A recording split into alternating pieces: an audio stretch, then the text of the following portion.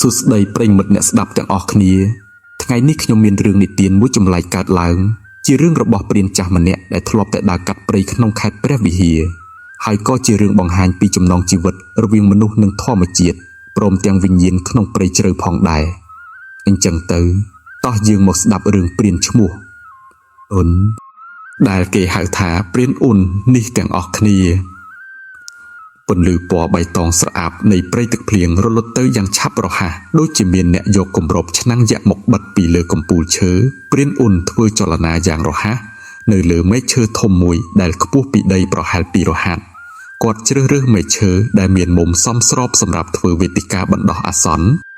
ដៃដែលគ្រើមរឹងមាំចងវលិឆ្លាស់គ្នារហូតคล้ายជារចនាសម្ព័ន្ធដេកដ៏រឹងមាំសាសនៃការចងវេទិកាខ្ពស់ក្នុងព្រៃក្រាស់បែបនេះមិនត្រឹមតែការពារពីខ្លាឃ្មុំឬខ្លាទេប៉ុន្តែគឺជាការគេចចេញពីឧស្ម័នពុលនិងសំណើមដែលហួតឡើងពីស្លឹកឈើរលួយពេលយប់ដែលជាមូលហេតុចម្បងនៃគ្រុនញាក់ក្លិនមនុស្សក្នុងព្រៃជ្រៅគឺជាវត្ថុបរទេសដែលគ្រោះថ្នាក់បំផុតព្រានចាស់រអ៊ូអាំងពេលយកស្លឹកឈើស្រស់ដែលប្រមូលបានតាមផ្លូវមកច្របាច់រហូតទឹកជ័រពណ៌បៃតងចាស់ចេញមកគាត់ប្រើស្លឹកដែលច្របាច់រហូតជាប់មករៀបជុំវិញវេទិកានិងលាបតាមខ្លួនក្លិនខ្លាំងនៃស្លឹកនេះមានលក្ខណៈជាថ្នាំជួយបណ្ដេញសត្វល្អិតនិងពស់ហើយថែមទាំងជាជំនឿបុរាណថាក្លិននេះនឹងជួយបិទបាំងក្លិនមនុស្សមិនឲ្យសត្វសាហាវដែលមានច្រមុះរសើបចូលមកនៅក្នុងភាពងងឹតដែលមើលមិនឃើញសូម្បីតែបាតដៃព្រានអ៊ុនប្រើត្រចៀកជំនួសភ្នែកគាត់អាចបែងចែកសម្លេងខ្យល់ដែលបក់តាមកំពូលឈើខ្ពស់ចេញពីសម្លេងចលនារបស់សត្វខាងក្រោមសម្លេងក្តាន់ដែលកំពុងហៅគ្នាក្នុងភាពងងឹតប្រាប់ថានៅជុំវិញតំបន់នេះមិនទាន់មានសត្វសាហាវធំពួនទេប៉ុន្តែរំពេចនោះសម្លេងសត្វទីទុយបន្លឺឡើងយ៉ាងវែងមួយដងមុននឹងស្ងៀមស្ងាត់បាត់ទៅសញ្ញានេះធ្វើឲ្យព្រានចាស់ត្រូវតែរំកិលកេះកំភ្លើងមកកណ្ដាលភ្លាមព្រានអ៊ុនមានអារម្មណ៍ដល់ភាពត្រជាក់ដែលចាប់ផ្ដើមកក់នៅចុងម្រាមដៃគាត់យកឫសឱសថដែលរកឃើញក្នុងរន្ធឈើមកទំពាយឺតរសជាតិជូរចត់របស់វាជួយជំរុញបេះដូងដែលអស់កម្លាំងឲ្យបូមឈាមបានល្អឡើងគាត់បិទភ្នែកចុះស្ងៀមចូលទៅក្នុងសមាធិព្រានដែលប្រមូលផ្ដុំពេញមួយជីវិតការដេកលើមែកឈើខ្ពស់កណ្ដាលព្រៃទឹកភ្លៀងមិនមែនជារឿងងាយទេខ្យល់ដែលបក់បោកដើមឈើធំធ្វើឲ្យវេទិកាវិលយល់ទៅមកប៉ុន្តែការយល់នេះវិញជួយឲ្យព្រានចាស់ដឹងដល់ភាពខុសប្រក្រតីនៃដើមឈើបានល្អជាងការដេកស្ងៀមលើដីយប់នេះគ្មានភ្លើងឲ្យភាពកក់ក្ដៅទេព្រោះក្នុងព្រៃជ្រៅដែលមានស្លឹកឈើប្រមូលផ្ដុំយ៉ាងក្រាស់ការបង្កើតភ្លើងគឺជាការហៅសត្វសាហាវនិងសត្វល្អិតពិសឲ្យមករកព្រានអ៊ុនប្រើតែកម្ដៅពីរាងកាយនិងក្រណាត់ចាស់មួយដុំ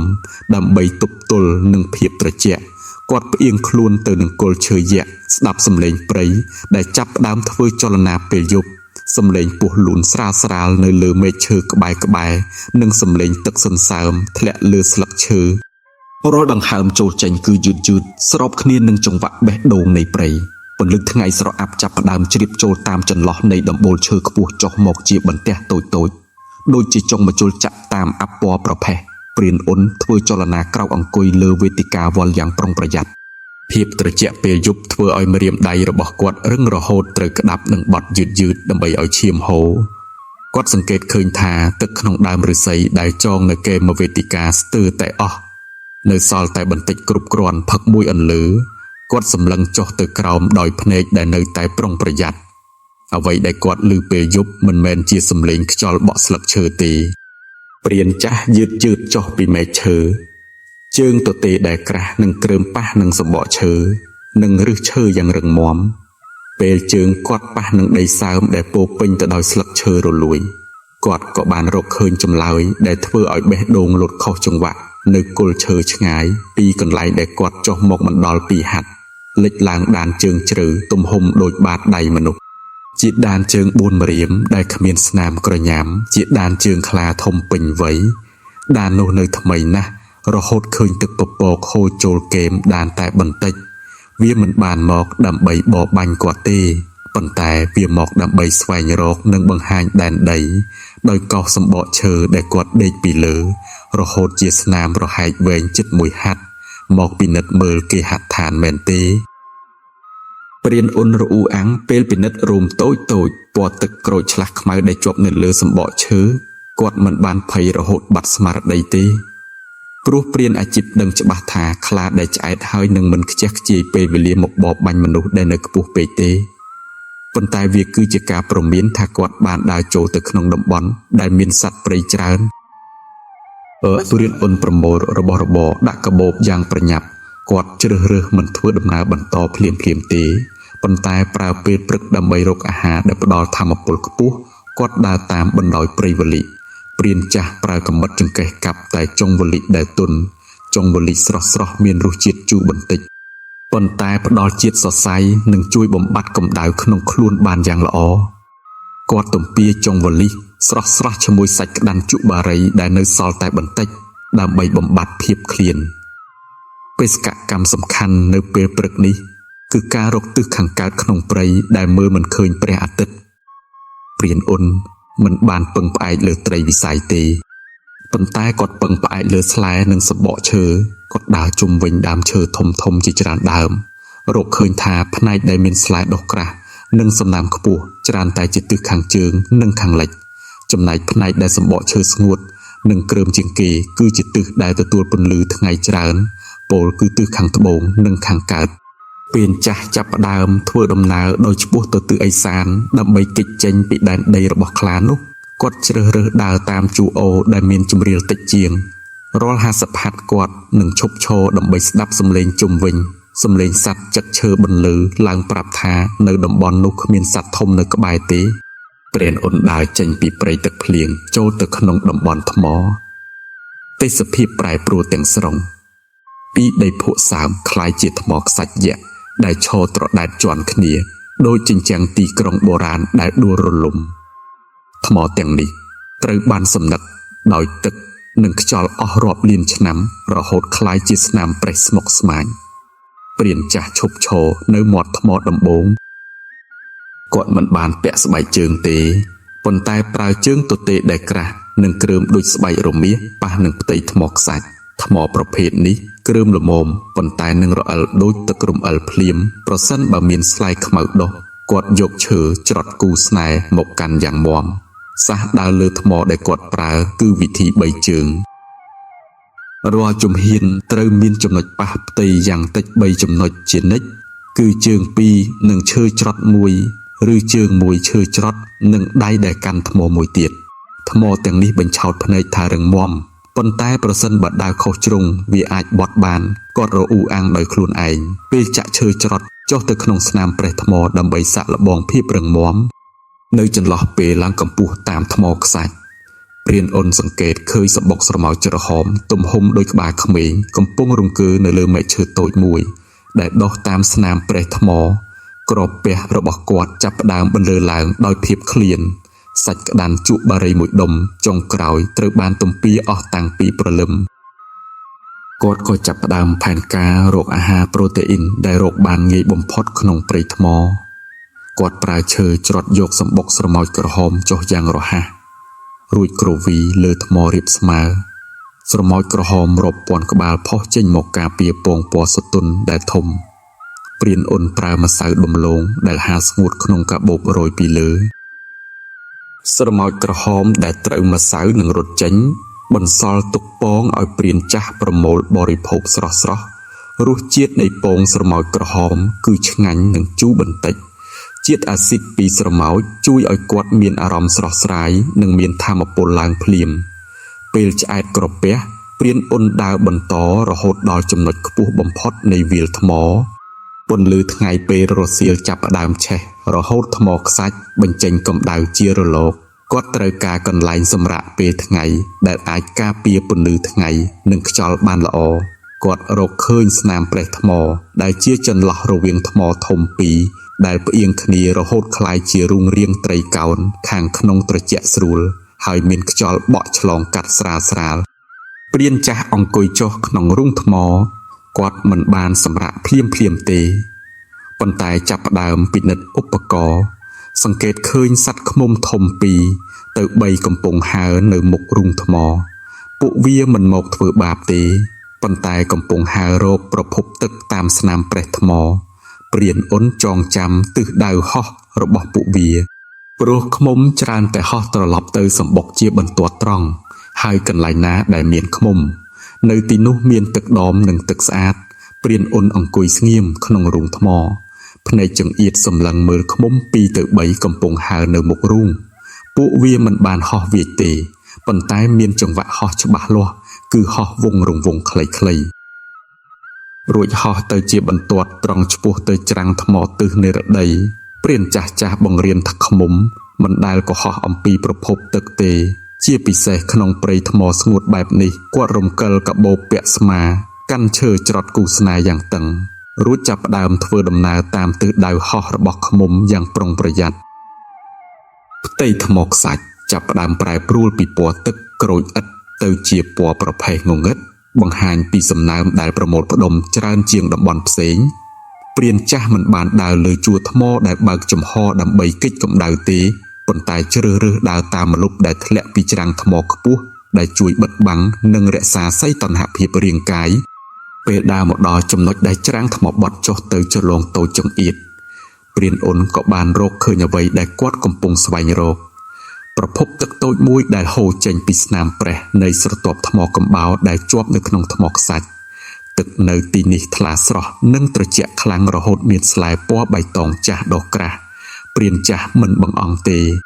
គាត់ប្រើដើមឫស្សីទទួលទឹករហូតពេញរួចយកទឹកមកលាងមុខឲ្យមានអារម្មណ៍ស្រស់ស្រាយឡើងវិញទឹកល្អមានសារធាតុរ៉ែខ្ពស់គាត់រអ៊ូអាំងពេលសង្កេតឃើញដានជើងថ្មីដែលបោះជំហានលើដីទន់ជុំវិញប្រភពទឹកជាដានជើងសត្វឈ្មោលភ្នំជាសត្វដែលរហ័សរហួននិងប្រុងប្រយ័ត្ន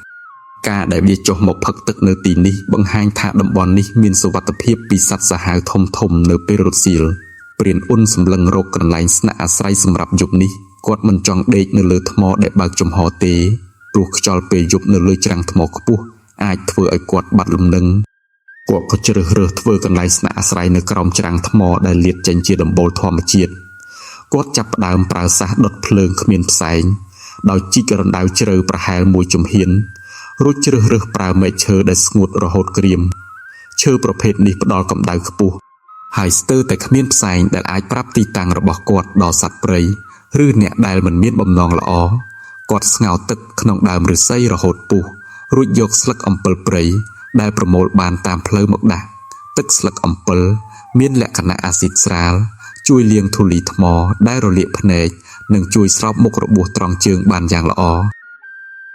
ព្រានចាស់អង្គុយលើកជង្គង់សម្លឹងមើលអណ្ដាតភ្លើងតូចក្នុងរណ្ដៅដីមានអារម្មណ៍ដល់ភាពស្ងប់ស្ងាត់ដែលពោរពេញទៅដោយភាពម៉ឺងម៉ាត់នៃព្រៃស្រមោលថ្មចាប់ផ្ដើមវែងឡើងបន្តិចម្ដងបន្ទងរហូតមើលមិនច្បាស់ថាចំណុចណាជាថ្មចំណុចណាជាជ្រៅព្រានអ៊ុនរំកិលខ្លួនទៅជិតជញ្ជាំងថ្មខ្សាច់ដែលខាងក្នុងជារូងប្រហោងគាត់មិនបានជ្រើសរើសដេកកណ្ដាលថ្មដែលមើលទៅធំទូលាយទេប៉ុន្តែជ្រើសរើសស្នាមប្រេះដែលតូចចង្អៀតស្ទើរតែត្រូវដេកផ្អៀងសាសព្រានមួយចំពោះបានចែងថាថ្មរក្សាកម្ដៅថ្ងៃរក្សាភាពកក់ក្ដៅក្នុងព្រៃថ្មដែលមានខ្យល់បក់ខ្លាំងបែបនេះ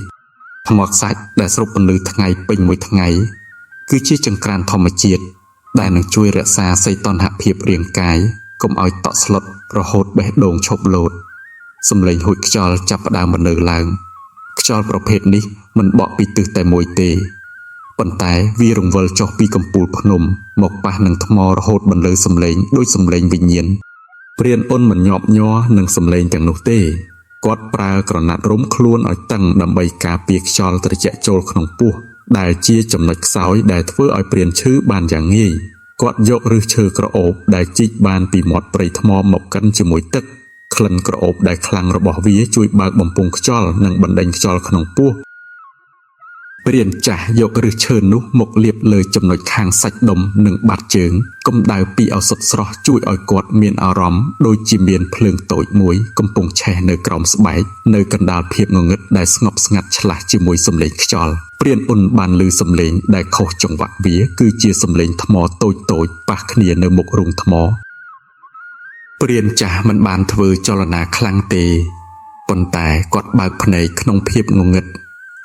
ដៃស្ដាំដែលដាក់លើកាំភ្លើងកាន់តឹងឡើងដោយស្វ័យប្រវត្តិគាត់មិនបានមើលដោយភ្នែកទេ ប៉ុន្តែប្រើត្រចៀកនិងអារម្មណ៍ដើម្បីដឹងទិសដៅអ្វីដែលកំពុងធ្វើចលនានោះមានទម្ងន់ស្រាលប៉ុន្តែលឿនគាត់យឺតយកពិលតូចមួយដែលរុំដោយក្រដាសក្រហមដើម្បីកាត់បន្ថយពន្លឺបាញ់ទៅប្រភពសំឡេងពន្លឺពណ៌ក្រហមស្រអាប់បង្ហាញឲ្យឃើញភ្នែកធំភ្លឺច្បាស់របស់សត្វចចកព្រៃធំមួយកំពុងឈរស្ងៀមនៅលើជញ្ជាំងថ្មវាមិនគួរឲ្យខ្លាចទេប៉ុន្តែវាគឺជាសញ្ញាព្រមានដ៏ល្អសត្វចចកព្រៃច្រើនតែចេញមករកសត្វល្អិតដែលពួនចូលមកក្នុងរូង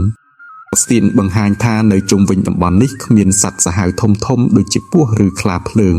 ឯងជាមិត្តខ្ញុំព្រានអ៊ុនរអ៊ូអាំងស្រាលយប់នោះព្រានអ៊ុនដេកជាប់នឹងថ្មខ្សាច់ដែលនៅសល់កម្ដៅគាត់មិនបានដេកលក់ស្រួលទេប៉ុន្តែជាការដេកលក់ស្រាលគឺត្រចៀកនៅតែដំណើរការស្របគ្នានឹងសំឡេងខ្យល់និងសំឡេងសត្វចករាល់ដង្ហើមចូលចេញគឺមានចង្វាក់ទៀងទាត់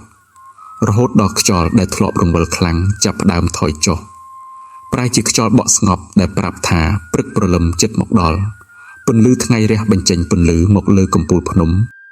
ប្រែคล้ายវាលស្មៅខាងក្រោមឲ្យคล้ายជាពណ៌មាសភ្លឺចែងចាំងដូចជាសមុទ្រភ្លើងដែលគ្មានកម្ដៅព្រានអ៊ុនឈរនៅលើថ្មចុងក្រោយនៃព្រៃថ្មគាត់សម្លឹងចុះទៅវាលទំនាបខាងមុខដែលពោពេញទៅដោយស្មៅចំការនិងស្មៅខ្ពស់ដែលលើសក្បាលគ្របដណ្ដប់ផ្ទៃដីរាប់ពាន់ហិកតារហូតមើលមិនឃើញផ្លូវវាលស្មៅបញ្ឆោតភ្នែកព្រានគាត់រអ៊ូអាំងពេលយកក្រណាត់មករុំក្បាលឲ្យតឹងដើម្បីការពារបន្លាស្មៅសះដើរក្នុងវាលស្មៅខុសពីព្រៃទាំងស្រុងក្នុងព្រៃក្រាស់យើងខ្លាចអ្វីដែលលាក់ខ្លួននៅពីក្រោយដើមឈើប៉ុន្តែក្នុងវាលស្មៅយើងខ្លាចខ្យល់ព្រានអ៊ុនលើកកម្រាមដៃចង្អុលឡើងប៉ះបបោមាត់រួចលើកឡើងលើមេឃដើម្បីពិនិត្យទិសខ្យល់បក់ពីទិសខាងកើតមករកមុខគាត់វាជាសំណាងល្អដែលគាត់នឹងដើរតាមខ្យល់ដែលនឹងជួយបិទបាំងក្លិនមនុស្សមិនឲ្យសត្វធំដែលលាក់ខ្លួនក្នុងគុម្ពោតដឹងជំហានរបស់ព្រានចាស់ក្នុងវាលស្មៅគឺស្រាលណាស់គាត់មិនប្រើកាំបិតកាប់ស្មៅធ្វើជាផ្លូវទេព្រោះស្នាមកាប់ថ្មីនឹងឆ្លុះបញ្ចាំងពន្លឺថ្ងៃប្រាប់ទីតាំងរបស់គាត់ឲ្យសត្វសាហាវឃើញឆ្ងាយរាប់គីឡូម៉ែត្រគាត់ប្រើឈើច្រត់បន្តិចម្ដងបន្ទាន់បក់គុម្ពោតយឺតរួចជ្រៀតចូលទៅដោយពស់វែកលូនកាត់ព្រៃបន្លាសំឡេងមែកឈើស្ងួតបាក់បន្លឺឡើងពីខាងឆ្វេងដៃព្រានអ៊ុនឈប់ស្ងៀមដូចរូបចម្លាក់ភ្នែកសម្លឹងទៅចុងស្មៅដែលរង្គើខុសចង្វាក់ខ្យល់បក់ទៅទិសខាងកើតប៉ុន្តែចុងស្មៅនៅទីនោះបែរជាបក់មករកគាត់ទម្ងន់នៃអ្វីដែលកំពុងធ្វើចលនាត្រូវតែធំសម្បើមរហូតដល់ចុងស្មៅដេករៀបស្មើនឹងដីជាបន្តបន្ទាប់គោព្រៃបេះដូងព្រានអ៊ុនលោតញាប់ប៉ុន្តែគាត់មានស្មារតីគាត់មិនបានរត់ទេព្រោះការរត់ក្នុងវាលស្មៅដែលមានស្លឹកមុតដូចកាំបិតគឺជាការធ្វើអត្តឃាតយ៉ាងច្បាស់ហើយការរត់កាន់តែច្រើនសភាវគតិអ្នកបរបាញ់របស់សត្វព្រៃនឹងកាន់តែដំណើរការគាត់សម្រេចចិត្តធ្វើអ្វីដែលព្រានថ្មីមិនហ៊ានធ្វើនោះគឺការដេករៀបស្មើនឹងដីព្រានអ៊ុនទម្លាក់ខ្លួនដេកស្ងៀមក្នុងគុម្ពោតក្រាស់បំផុតប្រើក្លិនដីសើមដើម្បីកប់ក្លិនខ្លួន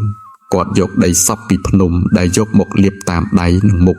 ដើម្បីបិទបាំងពន្លឺឆ្លុះពីស្បែកសម្លេងជើងធ្ងន់ដើរលើដីកាន់តែខិតជិតមករហូតដីញ័រព្រានអ៊ុនឃើញជើងគោដើរកាត់មុខគាត់មិនដល់3ហត្ថក្លិនគោព្រៃខ្លាំងរហូតស្ទើរតែថប់ដង្ហើមវាឈប់ឈរច្រមុះធំផ្លុំខ្យល់ហឺតកំពុងហិតក្លិនប្រភពនៃក្លិនចម្លែកក្នុងខ្យល់ភាពស្ងៀមស្ងាត់គ្របដណ្ដប់មួយសន្ទុះមានតែសំឡេងបេះដូងរបស់ព្រានចាស់ដែលកំពុងលោតប្រកួតជាមួយសំឡេងខ្យល់បក់ស្មៅគោព្រៃឈរស្ងៀមមួយសន្ទុះធំមុននឹងសម្រេចចិត្តដើរឆ្លងវាលស្មៅទៅទិសខាងត្បូងបន្សល់ទុកតែផ្លូវរាបស្មៅវែងដូចរត់ក្រោះបុកព្រានអ៊ុនរងចាំរហូតដល់សំឡេងជើងស្ងប់ស្ងាត់បាត់ទៅអស់រយៈពេលជាង10នាទីទើបគាត់ងើបមុខឡើងមើលតាមចុងស្មៅដែលរង្គើប្រាប់ទិសដៅដែលមានសុវត្ថិភាពគាត់ក្រោកឈរឡើងយ៉ាងប្រុងប្រយ័ត្នឃើញថានៅតាមដៃមានស្នាមរបួសតូចពីស្លឹកស្មៅដែលកាត់ជ្រៅដល់សាច់ប៉ុន្តែគាត់គ្មានពេលខ្វល់ពីរបួសតូចតាចទាំងនេះទេស្រមោលថ្ងៃចាប់ដើមខ្លីឡើងរហូតស្ទើរតែត្រួតលើជើងខ្យល់ដែលធ្លាប់បក់ពីមុខមកក៏ស្ងប់ស្ងាត់ប្រែជាកម្ដៅដែលហួតចេញពីដីខ្សាច់រហូតដល់ចុងស្មៅមើលទៅរង្គើភ្លឺចែងចាំងព្រានអ៊ុនជូតញើសដែលហូរចូលភ្នែកស្រាលភ្នែកសម្លឹងទៅភ្នំស្រមោចយក្សខាងមុខវាឈរត្រដែតខ្ពស់លើសក្បាលមនុស្សមានដើមឈើធំតែមួយដើម គឺដើមឈើថ្នោតដែលរីកមែកជាម្លប់តែមួយកណ្ដាលសមុទ្រស្មៅ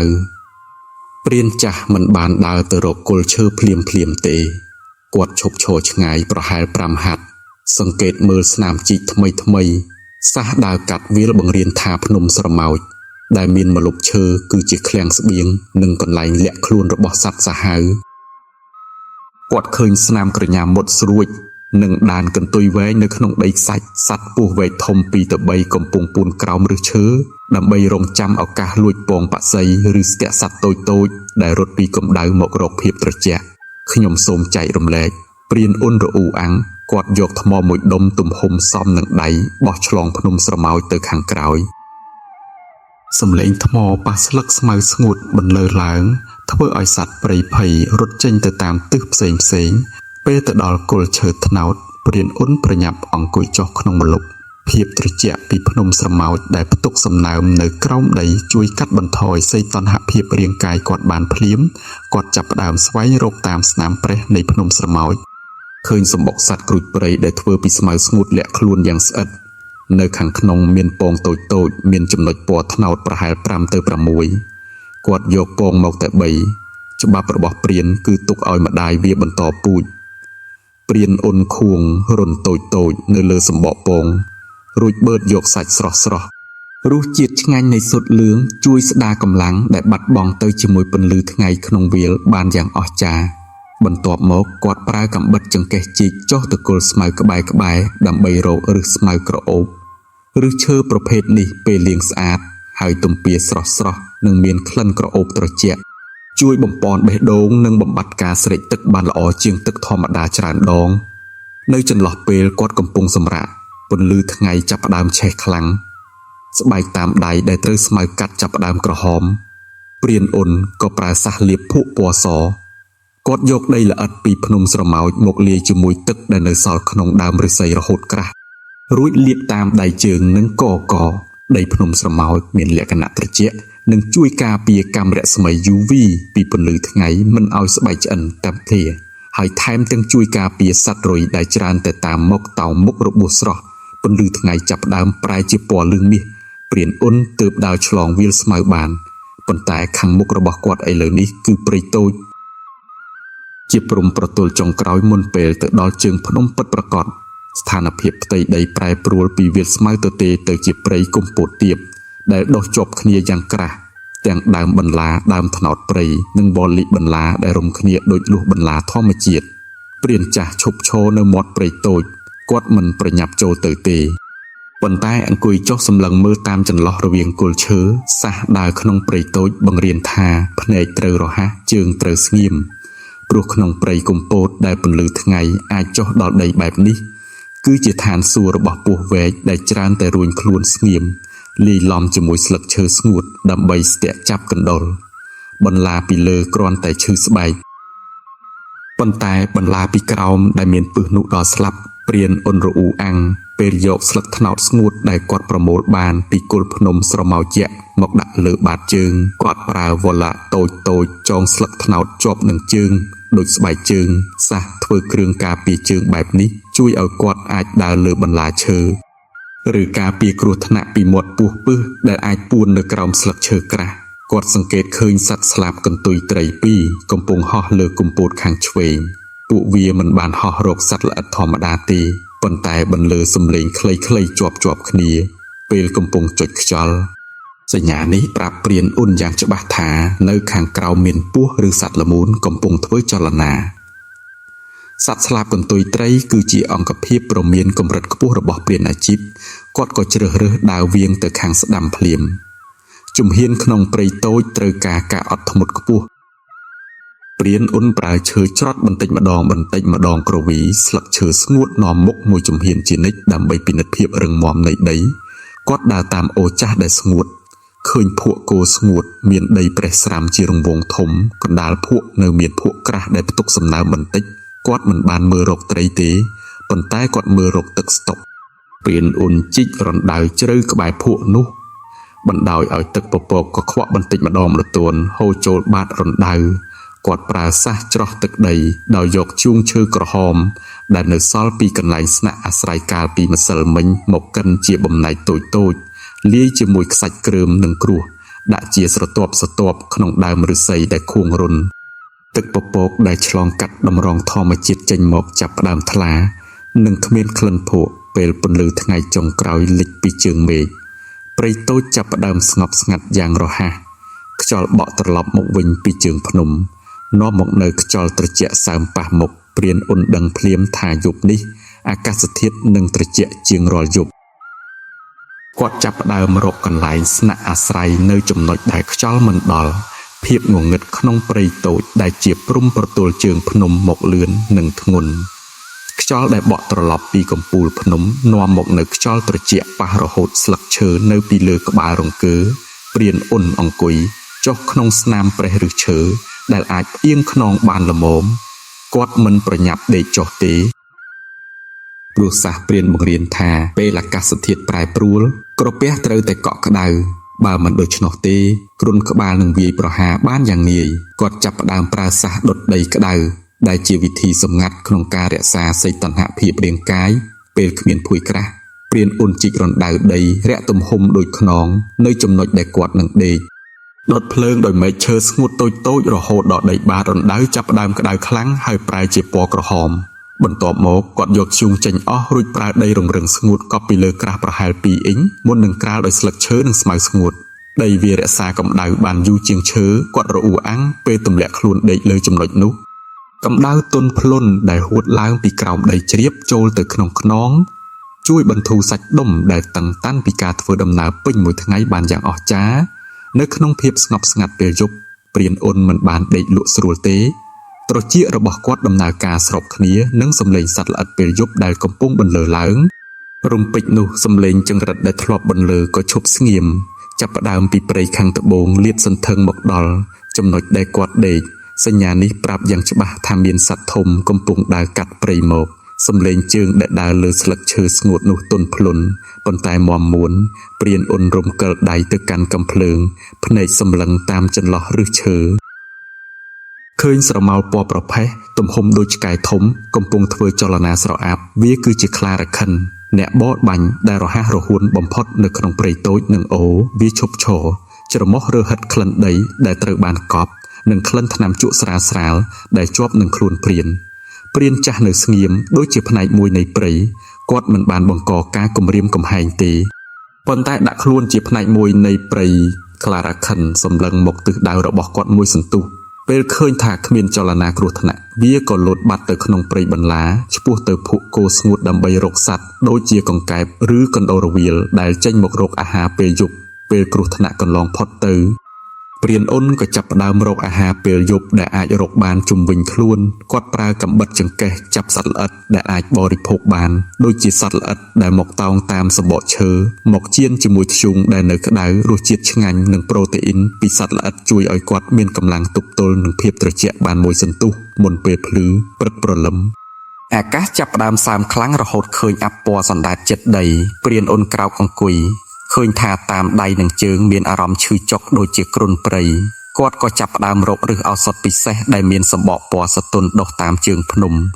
ជីកឫសវាមកកិនជាមួយថ្មខ្សាច់រួចលេបទឹកជូរចត់ខ្លាំងចុះក្រោមរសជាតិជូរចត់របស់វាជួយកម្ចាត់គ្រុនពុលឲ្យហួតចេញមកជាមួយញើសព្រានអ៊ុនដើរចេញពីព្រៃតូចចូលទៅក្នុងតំបន់ជើងភ្នំតំបន់នេះគឺជាចំណុចប្រសព្វរវាងវាលទំនាបនិងជួរភ្នំចោតដីរងរឹងត្រូវបានជំនួសដោយគ្រួសនិងថ្មទំហំដូចក្បាលមនុស្សដាក់ជាន់គ្នាយ៉ាងគ្រោះថ្នាក់សះឡើងភ្នំដែលគ្រោះថ្នាក់បំផុតមិនមែនការភ័យខ្លាចធ្លាក់ជ្រៅទេប៉ុន្តែគឺការភ័យខ្លាចដីរអិលនិងថ្មរលំពេលព្រឹកដែលទឹកសន្សើមចាប់ផ្ដើមហួតជាចំហាយថ្មវាធ្វើចលនាដង្ហើមភ្នំកំពុងប្រែប្រួលព្រានចាស់ឈប់ឈរប្រើត្រចៀកជាប់នឹងដីមួយសន្ទុះគាត់ឮសំឡេងញាប់ស្រាលពីខាងលើវាគឺជាសំឡេងថ្មដែលពង្រីកតាមកម្ដៅពន្លឺថ្ងៃហើយសង្កត់គ្នារហូតបង្កើតសម្ពាធគាត់មិនបានដើរតាមផ្លូវណាមួយឡើយប៉ុន្តែជ្រើសរើសដើរតាមជួរថ្មដែលមានដើមឈើធំដូចជាដើមឈើក្រហមឬដើមឈើត្នោតដុះជាប់ឫ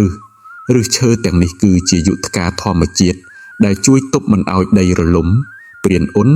ប្រើឈើច្រត់ទ្ររាងកាយគ្រប់ជំហានដែលឡើងភ្នែកសម្លឹងមើលថ្មមូលដែលដាក់នៅលើជម្រាលប្រសិនបើឃើញដីប្រេះសើមនៅជុំវិញគល់ថ្មបង្ហាញថាថ្មនោះត្រៀមរលំចុះបានគ្រប់ពេលនៅចន្លោះពេលគាត់កំពុងឡើងឆ្លងច្រាំងថ្មធំព្រានអ៊ុនក៏ប្រទះឃើញឧបសគ្គថ្មីផ្លូវទឹកហូរវាគឺជាថ្មតូចចង្អៀតដែលមានទឹកហូរឆ្លងកាត់ពេញមួយឆ្នាំរហូតមានស្លែពណ៌បៃតងរអិលគាត់មិនអាចដើរឆ្លងទៅដោយស្រួលបានទេព្រោះជើងទទេរបស់គាត់នឹងបាត់លំនឹងភ្លាមព្រានចាស់ដោះស្រាយបញ្ហាតាមវិធីព្រានគាត់យកសាច់ស្ងួតដែលជ្រុះតាមស្នាមប្រេះថ្មមករោយពីលើស្លែរអិលនោះខ្សាច់នឹងធ្វើជាកម្លាំងកកិតបណ្ដោះអាសន្នបន្ទាប់មកគាត់ប្រើកាំបិតចង្កេះកាប់ចុះទៅលើសម្បកឈើក្បែរដើម្បីយកសរសៃឈើមករុំជុំវិញបាតជើងបន្ថែមភាពក្រាស់សះពាក់គ្រឿងការពារសរសៃឈើនេះជួយឲ្យគាត់ឆ្លងផ្លូវទឹកហូរនោះបានដោយសុវត្ថិភាពពេលឆ្លងផុតមកព្រានអ៊ុនឈប់សម្រាកហត់នៅក្រោមម្លប់ថ្មធំគាត់រកឃើញដំណក់ទឹកសត្វឈ្មោលភ្នំថ្មីដែលបន្សល់ទុកតាមស្នាមប្រេះថ្មសត្វឈ្មោលភ្នំគឺជាសត្វដែលស្គាល់ប្រភពទឹកលាក់ខ្លួនបានល្អបំផុតគាត់ក៏ដើរតាមដំណក់ទឹកថ្មីនោះទៅរហូតដល់ច្រាំងថ្មដែលបត់ចូលទៅជ្រងតូចចង្អៀតសំឡេងទឹកធ្លាក់បន្លឺឡើងតាមស្នាមប្រេះថ្មងងឹតវាគឺជាទឹកធ្លាក់ក្នុងរូងថ្មឬទឹកធ្លាក់ដែលលាក់ខ្លួនក្នុងរូងថ្មដោយប្រអប់ម្សៅព្រានអ៊ុនលូនឆ្លងវល់ចូលទៅរហូតដល់ប្រទះឃើញភាពអស្ចារ្យនៃធម្មជាតិទឹកថ្លាស្អាតធ្លាក់ពីកម្ពស់មកជាប់ក្នុងអាងថ្មជ្រៅដែលមានត្រីភ្នែកក្រហមហែលវិលវល់ជាហ្វូងត្រីប្រភេទនេះខុសពីត្រីប្រាក់ព្រោះវាស៊ីផ្លែឈើពុលក្នុងព្រៃជាអាហាររហូតសាច់និងភ្នែកប្រែជាក្រហមសាច់ត្រីភ្នែកក្រហមមិនអាចបរិភោគបានទេប៉ុន្តែការដែលវាមានជីវិតបង្ហាញថាទឹកក្នុងអាងនេះបរិសុទ្ធនិងហូរចេញចូលគ្រប់ពេលព្រានអ៊ុនឈរស្ទើរតែប៉ះនឹងច្រាំងថ្មចោតដែលសើមដោយអាប់ពីទឹកធ្លាក់ពីលើគឺជាជួរភ្នំដែលត្រូវបានអាប់ស្ដើងគ្របដណ្ដប់រហូតមើលមិនឃើញចុងបំផុតផ្លូវតែមួយគត់ដើម្បីឆ្លងឧបសគ្គនេះគឺការឡើងតាមថ្មដែលមានវល្លិរាប់ម៉ឺនដែលជាវល្លិទំហំមេដៃលូនជាប់គ្នាដោយសំណាញ់ធម្មជាតិកុំទុកចិត្តវល្លិព្រៃប្រសិនបើមិនបានសាកទាញព្រានចាស់រអ៊ូអាំងពេលលូកដៃទៅទាញវល្លិដែលមើលទៅធំជាងគេគាត់មិនបានប្រើតែកម្លាំងដៃទេ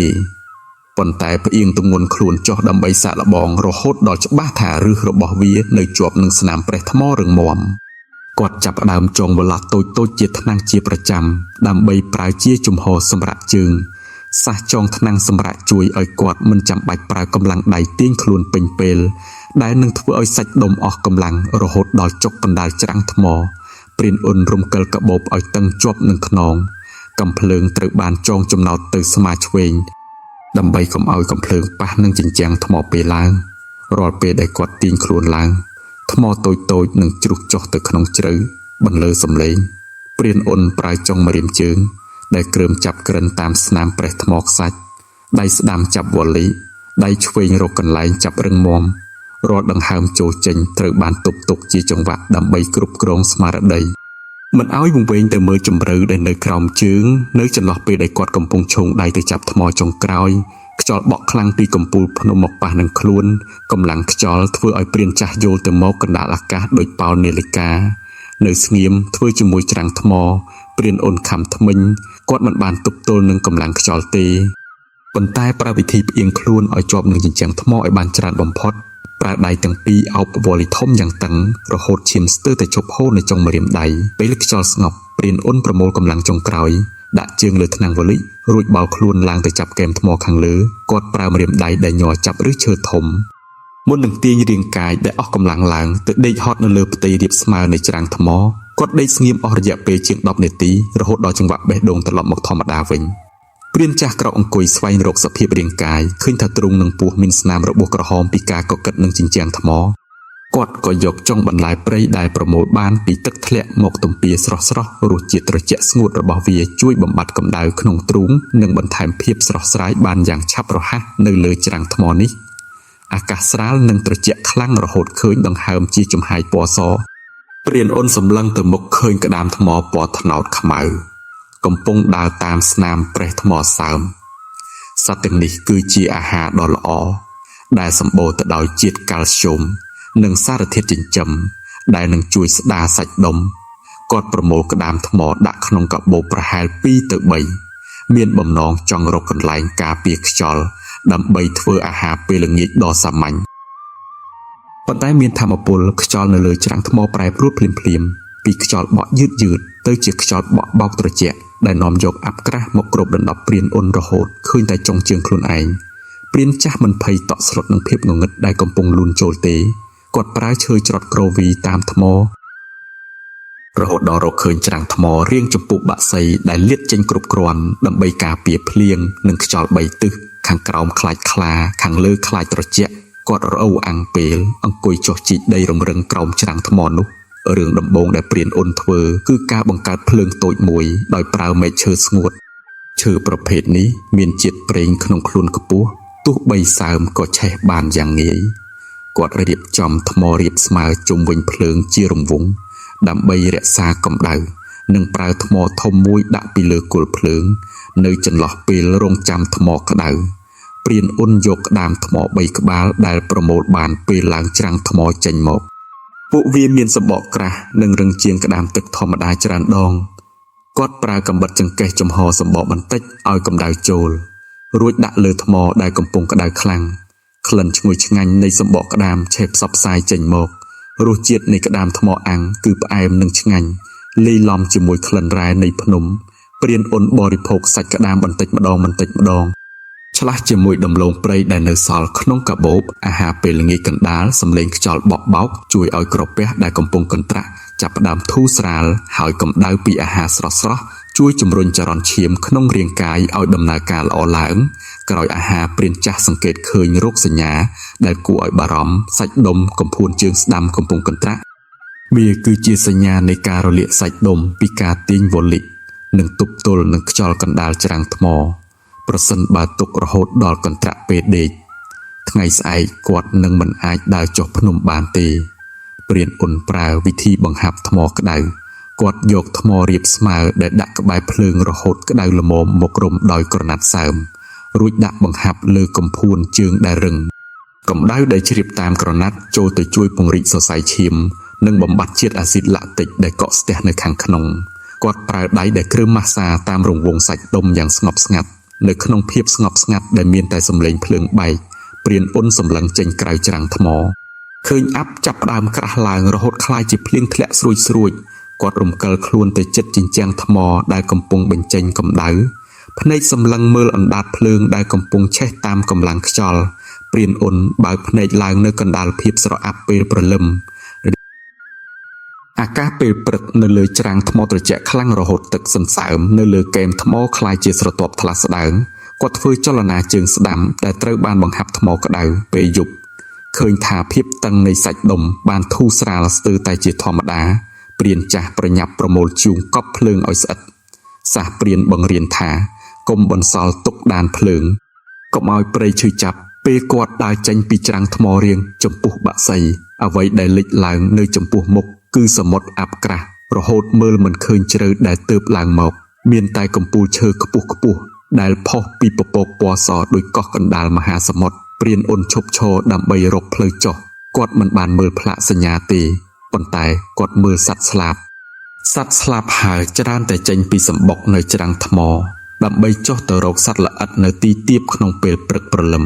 ទិសដៅដែលពួកវាចុះទៅយ៉ាងលឿនដោយមិនហើរស្លាប់គឺជាចន្លោះនៃចរឡងភ្នំដែលមានខ្យល់បក់ជាប់លាប់ហើយច្រើនតែជាផ្លូវដែលមានជម្រាលតិចបំផុតគាត់ចាប់ផ្ដើមធ្វើដំណើរចូលទៅក្នុងវាលស្មៅព្រិលវាមិនមែនជាស្មៅដែលត្រូវព្រើគ្របដណ្ដប់ទេប៉ុន្តែជាស្មៅពណ៌សប្រភេទមួយដែលដុះតែលើកំពូលភ្នំខ្ពស់ស្លឹករបស់វាគ្របដណ្ដប់ដោយរំពណ៌សទន់មើលទៅដូចវាលព្រើកណ្ដាលព្រៃក្តៅប៉ុន្តែភាពស្រស់ស្អាតនេះបិទបាំងគ្រោះថ្នាក់នៅក្រោមស្លឹកស្មៅដីរអិលព្រានអ៊ុនរអ៊ូអាំងពេលប្រើឈើច្រត់ត្រដីដែលសើមដោយទឹកសន្សើមរហូតរអិលដោយទឹកកកគាត់ត្រូវដើរដោយប្រុងប្រយ័ត្នចុះកែងជើងគឺការផ្អៀងទម្ងន់ទៅលើកែងជើងមុនដើម្បីស្វែងរកជម្រៅដីនិងការពារការរអិលនៅចន្លោះពេលចុះតាមជម្រាលស្មៅសព្រានអ៊ុនប្រទះឃើញឧបសគ្គថ្មីទឹកសន្សើមមកក៏ជាប់នៅលើចុងស្មៅកាត់ធ្វើឲ្យទិសដៅផ្លូវមិនច្បាស់គាត់ក៏ចាប់ផ្ដើមប្រើវិធីធ្វើឆ័ត្រស្មៅ ដោយកាប់មែកស្រល់ពីរមកចងជាប់នឹងស្មាទាំងពីរឲ្យរីកចេញដូចស្លាប់តូចវិធីនេះនឹងជួយការពារកុំឲ្យទឹកសន្សើមត្រជាក់ជ្រាបចូលសម្លៀកបំពាក់រហូតធ្វើឲ្យរាងកាយញាក់រហូតគ្រប់គ្រងមិនបានគាត់ដើរមកដល់ចំណុចដែលព្រៃស្រល់ចាប់ផ្ដើមក្រាស់ឡើងព្រានអូនឈប់សម្រាកនៅគល់ស្រល់ធំគាត់មិនបានរកទឹកក្នុងអូរដែលនៅឆ្ងាយទេ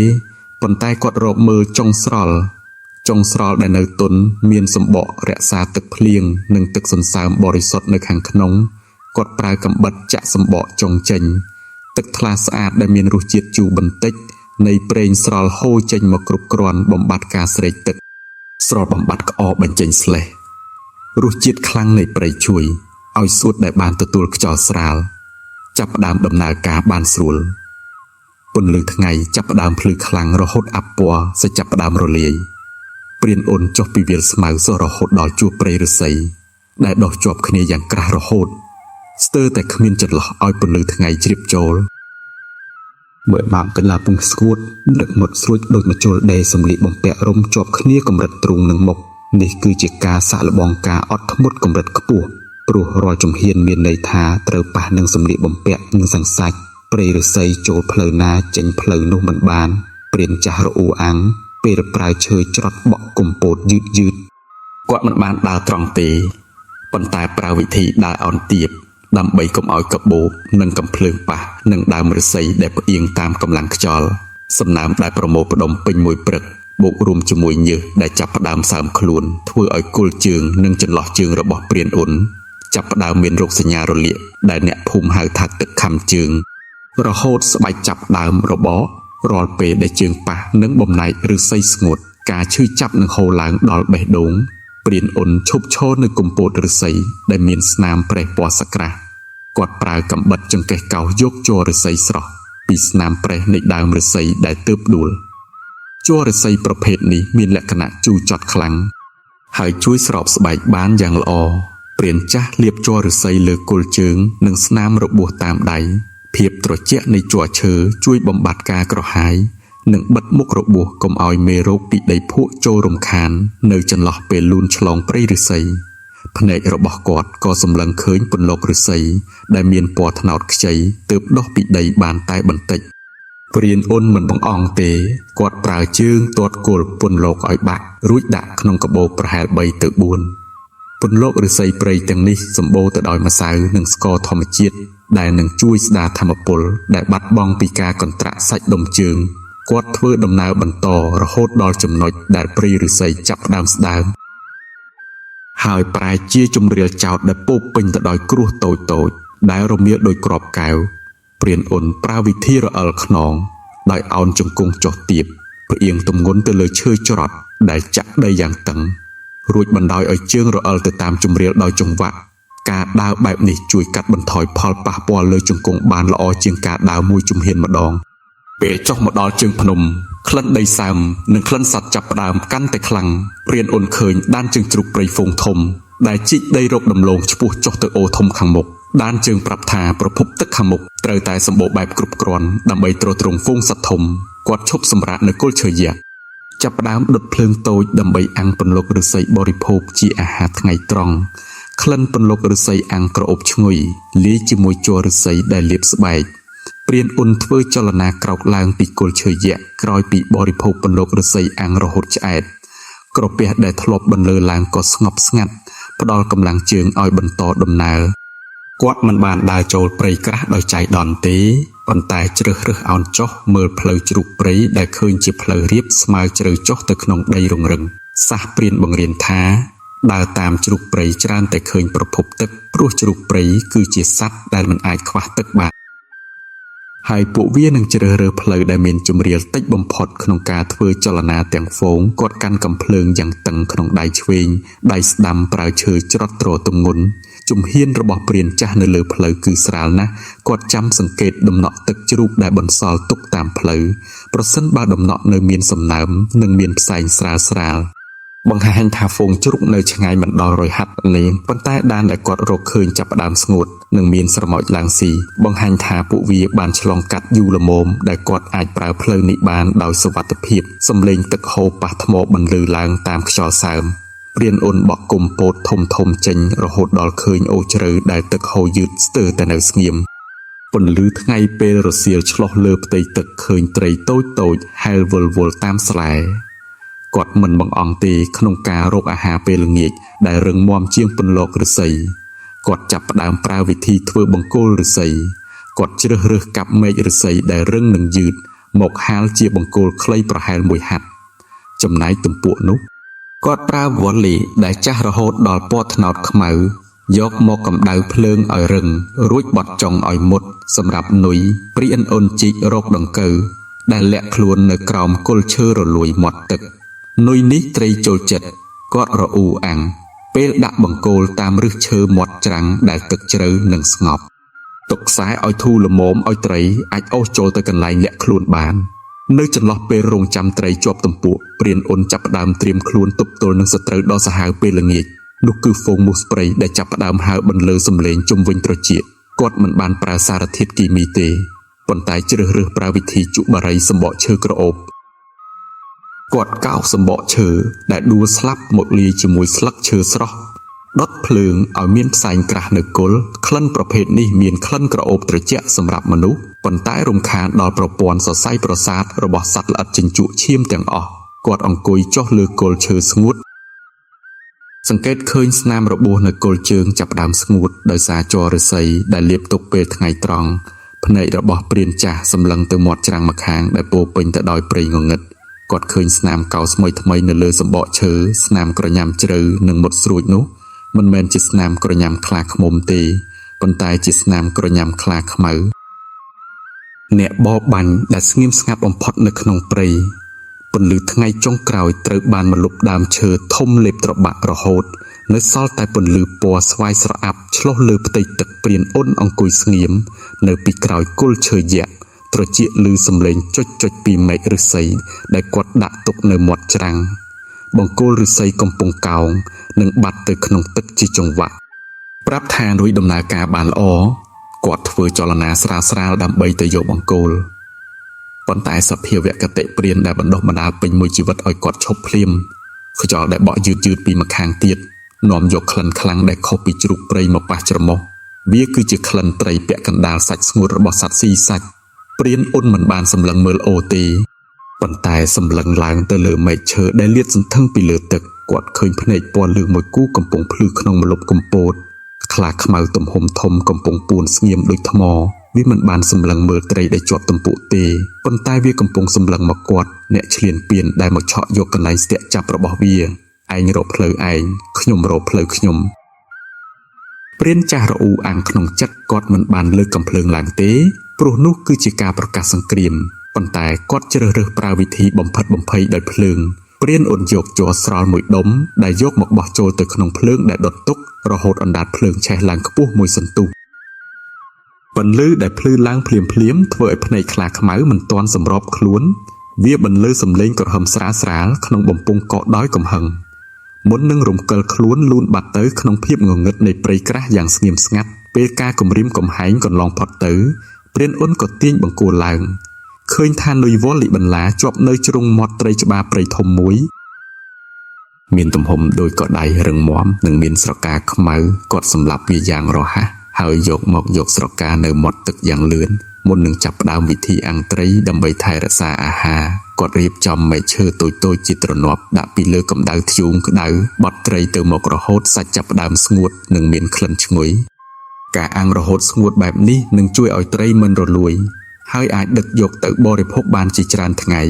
យប់នោះព្រានអ៊ុនដេកលក់ក្បែរភ្លើងដែលដុតដោយសម្បកឈើក្រអូបផ្សែងពណ៌ប្រផេះស្រាលគ្រប់ដណ្ដប់កន្លែងស្នាក់អាស្រ័យជាគ្រឿងការពារមូសនិងសត្វល្អិតកណ្ដាលសំឡេងអូហូបន្លឺឡើងព្រានចាស់ឮសំឡេងការវាយប្រហាររបស់ខ្លាខ្មៅនៅឆ្ងាយទៅចុងអូសំឡេងជ្រូកព្រៃកំពុងតស៊ូនិងសំឡេងមែកឈើបាក់ប្រាប់ថាវត្តនៃព្រៃនៅតែវិលវល់ទៅតាមធម្មជាតិព្រឹកព្រលឹមនៅអូជ្រៅត្រូវបានគ្របដណ្ដប់ដោយអប្សរាលព្រានអ៊ុនក្រោកឡើងរៀបចំប្រមូលត្រីដែលស្ងួតរហូតដល់ពណ៌ត្នោតដាក់ក្នុងកាបូបក្លិនឈ្ងុយនៃត្រីប្រៃជួយឲ្យគាត់មានកម្លាំងចិត្តយ៉ាងចម្លែកគាត់ដើរតាមមាត់អូឆ្ពោះទៅទិសខាងលិចតាមទឹកហូរប៉ុន្តែដើរមិនដល់1គីឡូម៉ែត្រអូដែលធ្លាប់រាក់បានពង្រីកធំនិងជ្រៅរហូតមើលមិនឃើញបាត มันអាចឆ្លងដោយថ្មើរជើងបានព្រានចាស់ឈប់ឈរនៅមាត់ច្រាំងរកមើលគល់ឈើដែលដួលឆ្លងទឹកគាត់សម្រេចចិត្តប្រើសាសធ្វើក្តារដែតដែលជាវិធីធ្វើយានបណ្ដោះអាសន្នដែលស្រាលបំផុតក្នុងព្រៃព្រានអ៊ុនប្រើកាំបិតចង្កេះកាប់ដើមចេកព្រៃទំហំមធ្យម3ទៅ4ដើមដែលដុះនៅមាត់អូគាត់មិនប្រើទាំងដើមទេប៉ុន្តែជ្រើសរើសយកសម្បកចេកចេញរហូតនៅសល់តែស្នូលដែលមានទឹកដែលមានប្រហោងខ្យល់ច្រើននៅខាងក្នុងគាត់ប្រើវ៉លចុងស្នូលចេកទាំង3ដុំជាប់គ្នារហូតមានលក្ខណៈដូចក្តារដែតយក្សក្តារដែតតូចនេះមិនអាចទ្រទម្ងន់គាត់ទាំងស្រុងបានទេប៉ុន្តែវាមានកម្លាំងអណ្ដែតគ្រប់គ្រាន់ដើម្បីជួយទ្រកាបូបនិងកាំភ្លើងកុំឲ្យលិចទឹកពេលគាត់ត្រូវហែលឆ្លងគាត់ចងកាបូបនិងកាំភ្លើងលើក្តារអណ្ដែតយ៉ាងតឹងបន្ទាប់មកព្រានអ៊ុនយឺតបន្ថយខ្លួនចុះទៅក្នុងទឹកដែលត្រជាក់ខ្លាំងរហូតញាក់ដល់ឆ្អឹង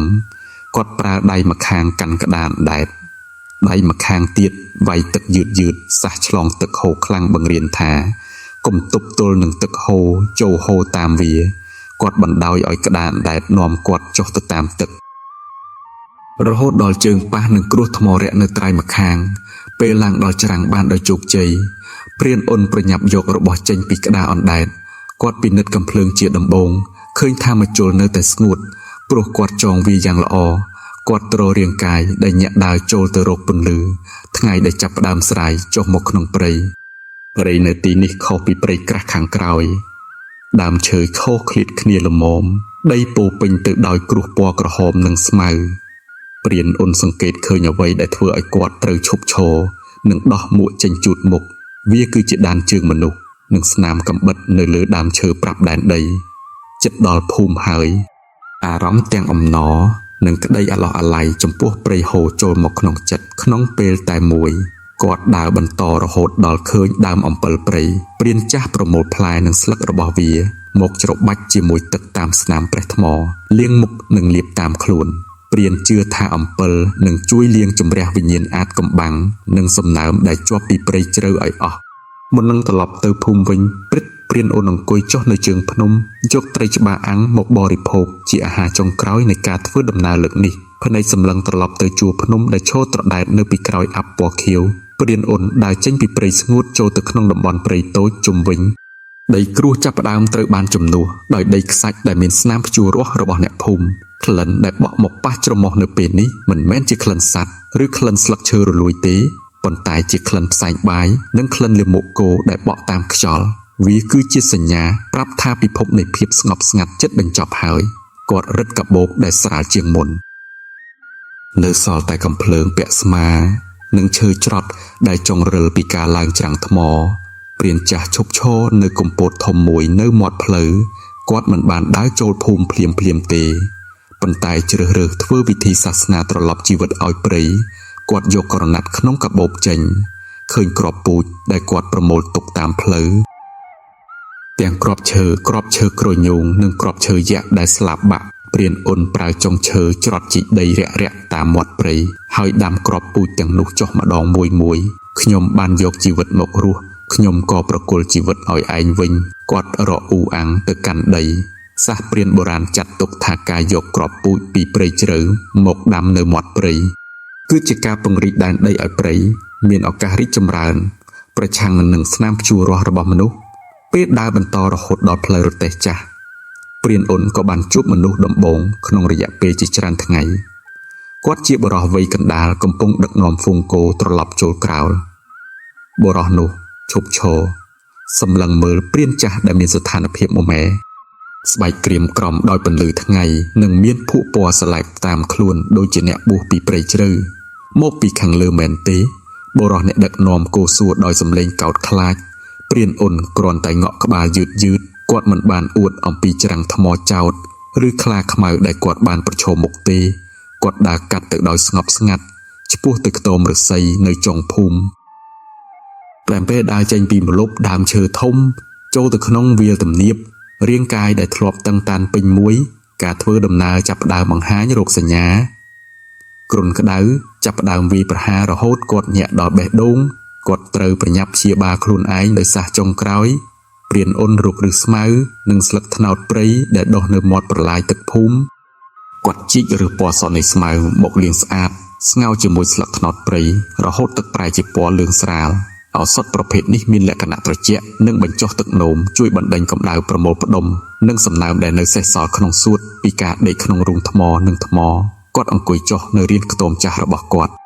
ដាក់កាំភ្លើងចុះក្បែរខ្លួនយ៉ាងប្រុងប្រយ័ត្នភ្នែកសម្លឹងត្រឡប់ទៅកំពូលភ្នំដែលឥឡូវនេះត្រូវបានបំភ្លឺដោយពន្លឺពណ៌មាសចុងក្រោយនៃថ្ងៃព្រៃបានបង្រៀនខ្ញុំឲ្យដឹងពីការរស់នៅនិងការបោះបង់មោទនភាពដ៏ធំបំផុតមិនមែនជាការឈ្នះភ្នំទេប៉ុន្តែគឺជាការបានត្រឡប់មកអង្គុយមើលភ្នំដដែលដោយបេះដូងតូចជាងព្រិនពេញលេងជាងសំឡេងរ៉ូទីវត្តពេលល្ងាចបន្លឺឡើងឆ្លាស់ជាមួយសំឡេងកង្កែបដែលចាប់ផ្ដើមបន្លឺឡើងក្រោយភ្លៀងព្រានអ៊ុនអង្គុយលើកជើងនៅលើរានឫស្សីមុខខ្ទមដែលធ្លាក់ចុះទៅតាមពេលវេលារាងកាយដែលធ្លាប់រឹងដូចដើមឫស្សីឥឡូវចាប់ផ្ដើមសម្រាករហូតដល់មានអារម្មណ៍ដល់ភាពអស់កម្លាំងដែលជ្រាបចូលគ្រប់សរសៃគាត់យកកំភ្លើងគូស្នេហ៍មកដាក់លើភ្លៅពន្លឺពីចង្កៀងព្រៃបន្តិចឆ្លុះលើកំភ្លើងដែលបានឆ្លងកាត់ពន្លឺថ្ងៃនិងភ្លៀងរហូតក្លាយជាពណ៌ខ្មៅស្អាតព្រានអ៊ុនចាប់ផ្ដើមវិធីសម្អាតកំភ្លើងគាត់មិនត្រឹមតែសម្អាតអាវុធទេប៉ុន្តែគាត់កំពុងធ្វើពិធីអរគុណមិត្តចាស់ដែលបានរួមដំណើរទាំងជីវិតនិងមរណៈពេញផ្លូវគាត់ប្រើក្រណាត់ស្អាតលាបប្រេងដូងយឺតជូតតាមកំភ្លើងនិងរាងកាយយ៉ាងល្អិតក្លិនប្រេងដូងក្រអូបបិទបាំងក្លិនដីនិងក្លិនកំបោរកំភ្លើងអស់ព្រៃអនុញ្ញាតឲ្យយើងត្រឡប់មកវិញហើយគាត់បើកកំភ្លើងពិនិត្យរហូតដល់ច្បាស់ថាគ្មានគ្រាប់រំសេវនៅសល់មុននឹងចុចកេះទុកឲ្យសំឡេងចុចស្រាលប៉ុន្តែមមួនក្នុងអារម្មណ៍វាគឺជាសំឡេងបិទបញ្ចប់ការជាអ្នកបរបាញ់និងចាប់ផ្ដើមការជាអ្នកថែរក្សាព្រានអ៊ុនព្យួរកំភ្លើងនៅសសរសំខាន់នៃខ្ទមពីលើក្បាលដេកតែមួយហាត់ជាទីតាំងដែលគាត់អាចឈោងចាប់បានប្រសិនបើមានគ្រោះថ្នាក់ប៉ុន្តែវានឹងមិនត្រូវបានយកចេញទៅរំខានដល់សន្តិភាពរបស់សត្វព្រៃទៀតទេប្រសិនបើមិនចាំបាច់ពិតប្រាកដនៅពេលយប់ព្រានចាស់អង្គុយស្ងោរទឹកគ្រឹះស្មៅនិងស្លឹកត្នោតផឹកយឺតក្លិនក្រអូបត្រជាក់ជួយបណ្ដេញគ្រុនក្តៅរហូតគាត់មានអារម្មណ៍ស្រាលគាត់សម្លឹងតាមបង្អួចឃើញកំពូលភ្នំដែលឥឡូវនេះបានคล้ายជាស្រមោលខ្មៅផ្ទុយជាមួយជើងមេឃដែលមានផ្កាយរាប់លានខ្ញុំមិនមែនជាម្ចាស់ព្រៃទេហើយព្រៃក៏មិនមែនជាម្ចាស់ខ្ញុំដែរយើងទាំងពីរគ្រាន់តែជាបំណែកនៃធម្មជាតិដែលបានមកជួបគ្នាបណ្ដោះអាសន្នសះព្រានដែលគាត់បានរៀនពេញមួយជីវិតទាំងការអានទិសខ្យល់ការព្យាបាលមុខរបួសដោយជ័រឈើឬការស្ងប់ស្ងាត់ដើម្បីស្ទាក់ខ្លាអ្វីទាំងនេះ